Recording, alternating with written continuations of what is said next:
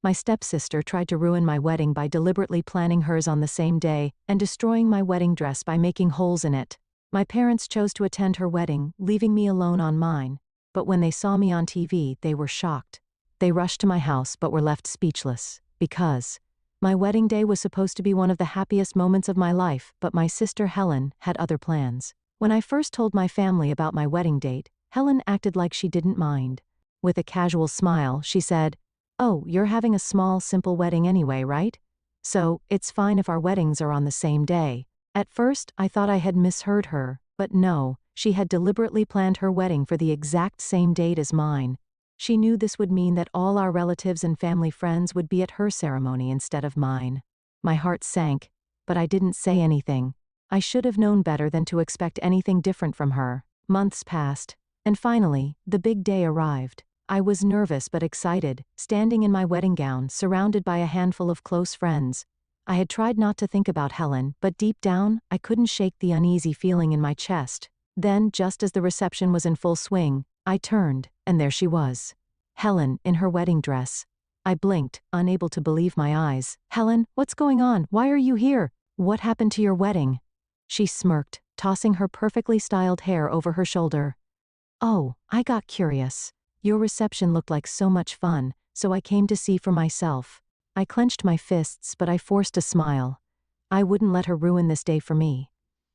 Let me take you back to how it all started. My name is Patricia. I'm years old and have been working at the same company since I graduated high school. I started as a junior employee, but after years of hard work and dedication, I earned recognition and respect in the office. My job was fulfilling, and life was good. Years ago I met Ryan. He was kind, funny, and treated me in a way no one ever had before. We started dating, and with each passing day I fell for him more. Then one evening, he got down on one knee and asked me to marry him. My heart pounded, my hands trembled, and for a moment, I thought I was dreaming. "But, are you sure?" I blurted out without thinking. "Are you really okay with someone like me?" Ryan chuckled softly and took my hands in his. "It has to be you, Patricia. No one else." Tears welled in my eyes as I nodded. I had never been so happy. Meeting his parents. A few days later, Ryan took me to meet his parents. I was nervous, but they were warm and welcoming. "Patricia," his mother said with a smile, "it makes us so happy to have someone like you as our son's partner." I bowed my head slightly, feeling shy. "Thank you for saying that, but honestly, I'm the lucky one. There's no need to be so modest," his father chuckled. Everything was going smoothly until he said something that made my breath hitch. "I would like to meet your family as well, Patricia. It's important that both families get to know each other." My stomach twisted. "Oh, why yes, of course," I said quickly. Ryan squeezed my hand. "Patricia, if you're uncomfortable, we don't have to rush things." I forced a smile. "I'll be fine, Ryan." But the truth was, I wasn't fine. My family didn't love me. I had a reason for feeling uneasy about introducing Ryan to my family. Unlike Ryan's parents, who were kind and accepting, my own family had never treated me that way. My older sister Helen was breathtakingly beautiful. Even as a child, she had been admired by everyone. She worked as a child model, and in high school she became a well-known reader model. My parents doted on her, praised her, and showered her with attention. And me? I was the quiet, ordinary daughter, the one no one paid attention to. The one who was always in Helen's shadow. No matter what I did, I could never be good enough in their eyes. That's why, deep down, I knew my wedding wouldn't be a priority for them. And when Helen chose to get married on the same day, she proved it once again. But no matter what she did, I wasn't going to let her take this moment away from me, a childhood of neglect. Growing up, I learned one painful truth. I would never be as important as my sister Helen. She was beautiful, charming, and adored by everyone, especially our parents. Meanwhile, I was the forgotten child, the one they barely paid attention to. Since I wasn't as cute as Helen, my parents didn't see the point in spending money on me. Love and affection were things I could only watch from a distance but never experience for myself. Helen was showered with praise, forgiven for every mistake, and given anything she desired.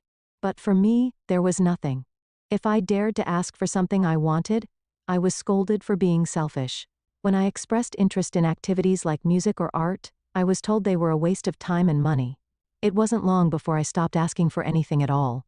While Helen had the best of everything, I had only hand-me-downs, Her old clothes, her worn-out school supplies, even toys she no longer cared about. My mother cooked meals with love, but only Helen's favorite foods ever made it to the table. If I didn't like something, I had to eat it anyway. The worst part was my birthday. You would think that at least on that one day, I would be treated with a little bit of warmth. But no. Every year, my sister received a gift on my birthday, and it was always bigger, more expensive, and more thoughtful than whatever small present I was given. It felt like a cruel joke, like a reminder that even on my special day, Helen was more important. My parents often sighed and said, "Why can't you be cute like Helen?" Their words stung. No matter how much I wanted their love, I would never be enough. Betrayal by my sister. Helen wasn't just our parents' favorite, she knew it. And because of that, she treated me however she pleased. As a child, she would take things from me just because she could. If I protested, she'd smirk and remind me that Mom and Dad would always take her side. And she was right. If I ever argued with her, our parents would scold me, not her. By the time we reached middle school, her cruelty had escalated.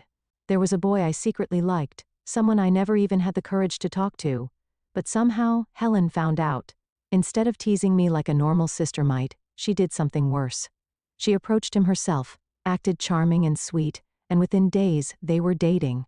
She would hold his hand in front of me, giggle as she whispered things in his ear, all while glancing my way as if to say, "Look what I took from you." But that wasn't the worst part. Helen knew my secrets, things I had shared in confidence or things I had hidden deep inside, and she used them against me. Somehow, boys I had never even spoken to knew things about me, embarrassing things. At first I couldn't figure out how, but then I saw Helen laughing with her friends as she told stories about me, throwing out my secrets like they were nothing.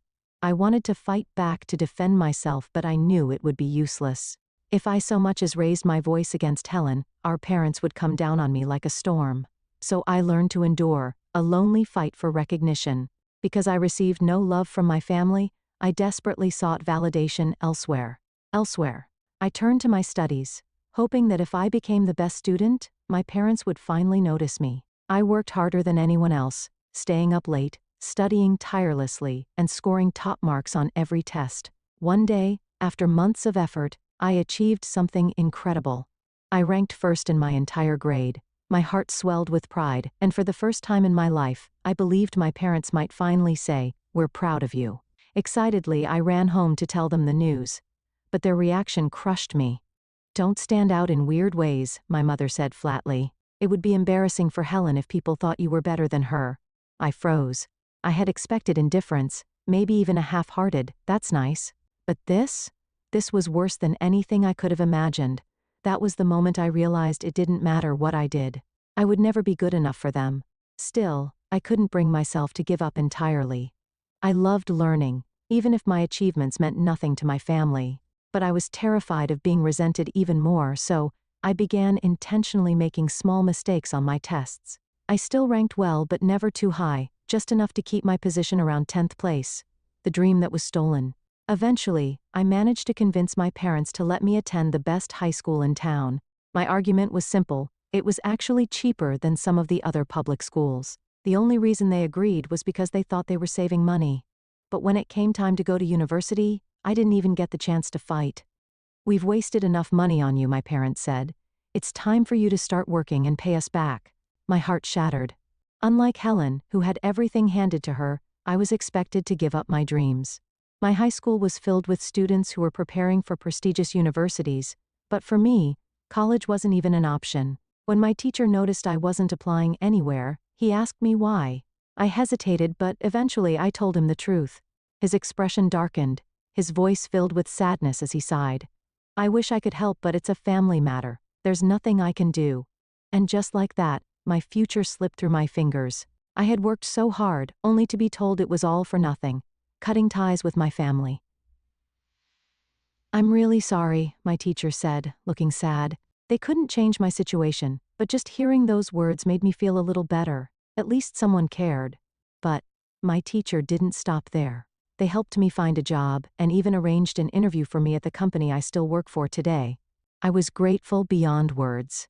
When I told my parents that I got a job, I hoped for at least a small sign of happiness from them. Instead, they barely reacted. "Just make sure you bring in money," they said. That was all. No congratulations, no encouragement, just another reminder that to them, I was only useful if I could provide something. I felt disappointed. But instead of letting their coldness bring me down, I made a decision. I would become independent as soon as possible. I saved every penny, lived carefully, and after a few years, I finally moved out on my own. Once I left, I kept my distance from my family.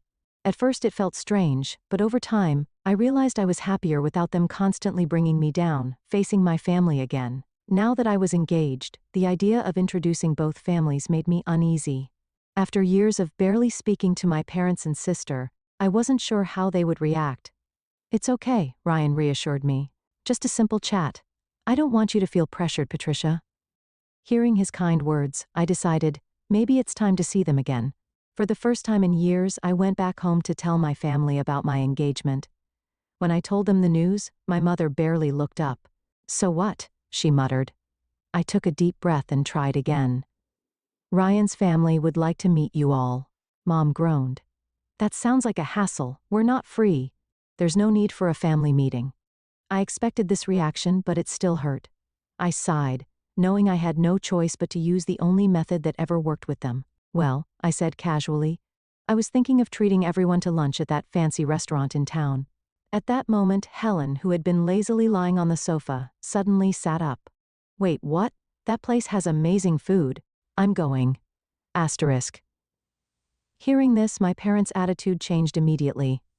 "Oh, if Helen wants to go, then we'll go too." Just like that, they agreed to attend the family meeting, not because they cared about me, but because of the expensive meal. The family meeting, the day of the family gathering, finally arrived. Ryan's parents greeted mine politely, but my family barely acknowledged them. They nodded slightly, but it was clear their minds were on something else, the food. While Ryan and his parents remained polite and mature, I could feel the awkwardness growing. I was nervous, afraid my family would embarrass me. As soon as the food arrived, my parents and Helen completely ignored everything else. "Wow, this looks amazing," my father said, eye shining. "It smells incredible," my mother added. Helen too was busy enjoying her meal, paying no attention to Ryan's family. They made no effort to start a real conversation. But the moment Ryan's parents mentioned Helen, everything changed. Their eyes lit up as they started, talking non-stop. "Helen is our pride and joy," my mother gushed. "She was such a beautiful child. Everyone adored her." Helen pretended to be embarrassed. "Oh, stop talking about the past," she said, laughing. But it was obvious she loved the attention. After the meal, my parents and Helen stood up quickly. "All right, we're leaving now," Mom said, without a second thought. And just like that, they left in a hurry, as if they had only come for the free food. I sat there, ashamed and frustrated. Ryan and his parents were stunned. His mother was the first to speak. "It's even worse than I imagined," she said softly. I sighed. "I'm really sorry. I know they were terrible." Ryan reached for my hand. "Patricia, this isn't your fault. In fact, I admire you. You've grown into a wonderful person despite all of this." His mother smiled warmly.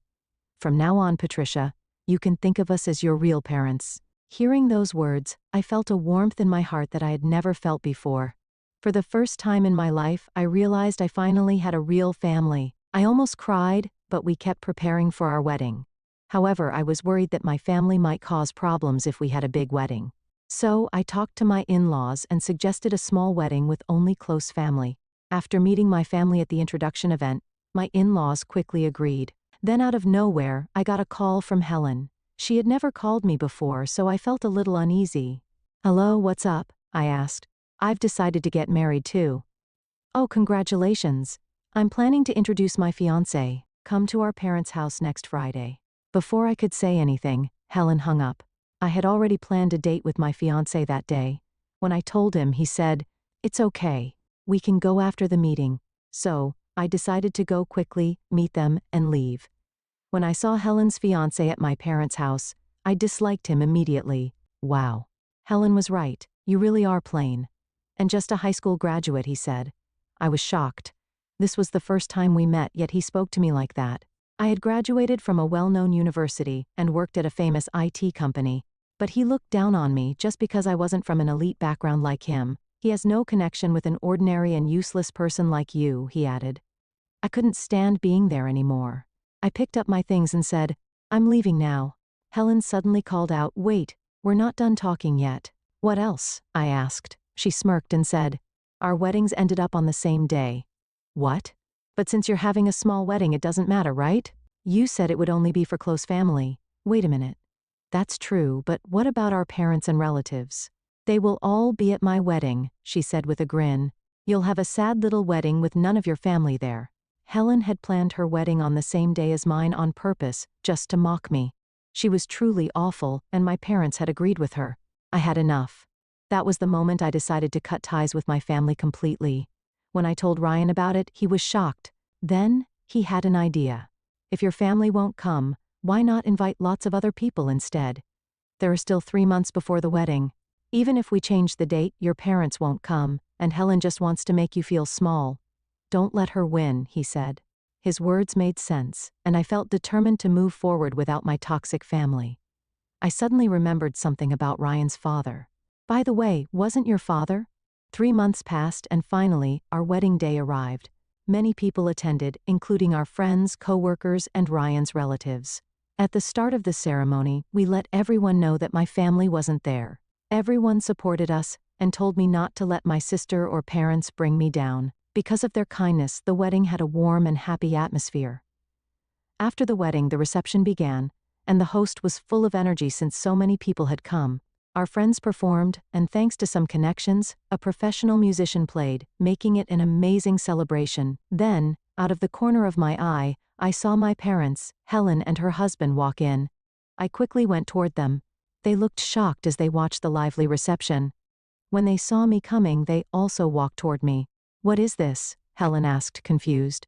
"What happened to your wedding? Were you curious because our reception is so much fun?" I said with a little smirk. Helen's face turned red with anger. "What do you mean? Were you supposed to have a small ceremony with only families?" Actually, this wedding venue was a very popular and expensive place, which is why Helen had chosen the same venue as us, probably to mock me. "Why are there so many people at your reception?" she asked, looking around. "Well, our friends, co-workers, and my father-in-law's company employees are here," I explained. Helen's fiancé suddenly turned pale. "Wait. What?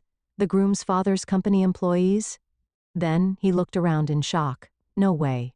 Why are all the people I invited from the company here?" Helen and her husband stood there, stunned. It turned out that the company employees who were originally supposed to attend Helen's wedding chose to come to ours instead. Because they actually worked for my father-in-law's company. "You mean your father-in-law's employees?" Helen's fiancé asked in disbelief. "Yes," I replied. "He'd just arrived." At that moment, Helen's fiancé's face froze. "The president. Why is he here?" "Well," my father-in-law said, stepping forward. "It would be strange if a father didn't attend a son's wedding, though it seems like some parents here have a different way of thinking." He glanced at my parents, who looked embarrassed. Then he turned to Helen's fiancé and said, "I heard you deliberately planned your wedding on the same day as my son's. What was your reason?"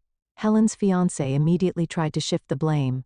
"I had no idea it was your son's wedding. Besides, it wasn't my idea, it was my wife's." She said she wanted to humiliate her own sister. Helen's eyes widened in shock. "What? Why are you blaming everything on me? You also said it was fun to put down someone from a lowly high school background. You idiot, stop talking." "Not in front of the president," her husband snapped. "It's your fault for blaming me first," Helen shouted back. Right in front of us, Helen and her fiancé started arguing like children. My father-in-law finally lost his patience. "Enough already. This is Patricia and my son's important reception." Helen's fiancé panicked and ran out as if escaping. Helen, still in her wedding dress, hurried after him. And just like that, they disappeared from our wedding. "We have always thought highly of you. Since we're already here, maybe we'll stay for the reception." Helen's wedding reception had many empty seats because all of the groom's work colleagues had canceled to attend ours. Naturally, Helen was upset, and even her friends and the groom's friends laughed at her, making her the center of the jokes. My parents, who were always so proud, looked embarrassed and angry. It seemed like their frustration made them want to mock our wedding instead. "We always knew Patricia was more reliable," they suddenly said. Hearing my parents praise me out of nowhere gave me chills. "It's useless to say anything now," I replied. "I've already decided to cut ties with you. Please leave." "What? How dare you speak to your own parents like that?" because you're in the way. Leave now." At Ryan's request, the venue staff escorted my parents out. With the troublemakers gone, we continued enjoying our reception. The night was filled with happiness and laughter again. Afterward, Helen and her fiancé broke off their engagement. After being humiliated at their wedding, their relationship fell apart. On top of that, since the groom had angered my father-in-law, who was also his boss, his chances of getting a promotion were completely ruined. Now, they're caught up in a messy argument over who should pay the engagement cancellation fees. As for my parents, after being humiliated themselves, they turned their anger toward Helen. They had always spoiled her, but now they disowned her. I heard they were furious because they had spent around $80,000 on Helen's wedding, only for it to be cancelled. Honestly, my parents and Helen are both hopeless, but since I've cut ties with them, their problems are no longer my concern. Right now, I'm enjoying a happy life as a newlywed. After returning from a wonderful honeymoon with my husband, he switched jobs to work at my father-in-law's company. He's working hard to take over the business, and I've become a housewife to support him, managing our home every day. We plan to continue supporting each other and living a happy life together.